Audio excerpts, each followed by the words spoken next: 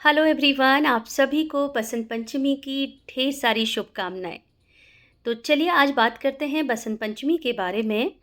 बसंत पंचमी माघ महीने के 5वें दिन जब बसंत ऋतु का आगमन होता है, उसके 5वें दिन यानी पंचमी को मनाई जाती है। इसीलिए इसे बसंत पंचमी कहा जाता है।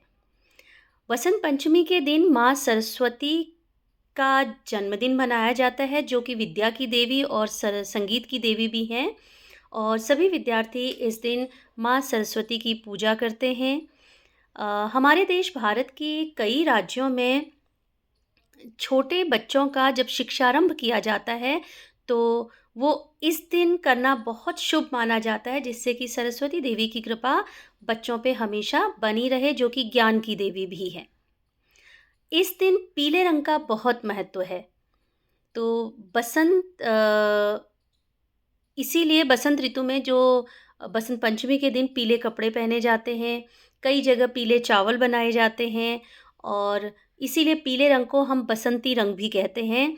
यह रंग प्रॉस्पेरिटी यानी समृद्धि, प्रकाश, ऊर्जा और आशीर्वाद का प्रतीक है। हर राज्य में इस दिन अलग-अलग तरह के व्यंजन बनते हैं और इस बसंत पंचमी के साथ पतंग उड़ाने का त्योहार भी काफ़ी फेमस है। पंजाब में स्पेशली इस दिन पतंग उड़ाई जाती है। और एक बात और है, बसंत पंचमी से 40 दिन बाद होलिका दहन होता है, जो कि होली जिस दिन हम रंगों का त्योहार होली खेलते हैं, उसके ठीक एक दिन पहले होलिका जलाई जाती है। तो अ, बसंत पंचमी के दिन कई जगह लकड़ियाँ इकट्ठे करने का एक रिवाज भी है कि लोग लकड़ियाँ इकट्ठी करते हैं और उन्हें एक सार्वजनिक स्थान में रख दिया जाता है, जो कि उस दिन से 40वें दिन जब होलिका दहन होता है, तो उस दिन ये लकड़ी जलाई जाती है। अब अगर हम त्योहारों की बात करें और मीठे पकवान की बात ना करें, तो बड़ी नाइंसाफ़ी होगी। तो इस दिन बसंत पंचमी के दिन भी बंगाल में माँ सरस्वती की पूजा बूंदी के लड्डू और मीठे चावलों से की जाती है। उत्तर प्रदेश में भी मीठे चावल बनते हैं और पंजाब में मक्के का साग, रोटी और मीठे चावल बनाए जाते हैं।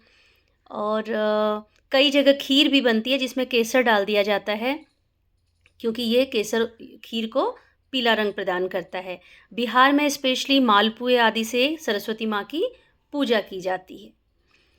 तो इन सब के बाद भी हर त्योहार के पीछे हमारे देश में कोई न कोई कहानी प्रचलित है। तो इस बसंत पंचमी के त्योहार के पीछे कौन-सी कहानी है, चलिए सुनते हैं। जैसा कि आप सब लोग जानते हैं कि बसंत जो है वो हमारे यहाँ 6 ऋतुओं में से एक ऋतु है और इसीलिए हम बसंत ऋतु को ऋतुराज भी कहते हैं। और बसंत ऋतु या बसंत पंचमी अगर हम देखें, तो माँ सरस्वती के जन्म दिवस के रूप में मनाई जाती है। तो इसके पीछे जो कहानी है वो ये है कि हिंदू धर्म की मान्यताओं के अनुसार जब ब्रह्मा जी ने अ, सृष्टि की रचना की थी, तो उसके कुछ समय के बाद जब ब्रह्मा जी और विष्णु भगवान एक दिन भ्रमण पे निकले, तो ब्रह्मा जी ने देखा कि चारों ओर खामोशी है, सब लोग मूक हैं, कोई बात नहीं कर सकता।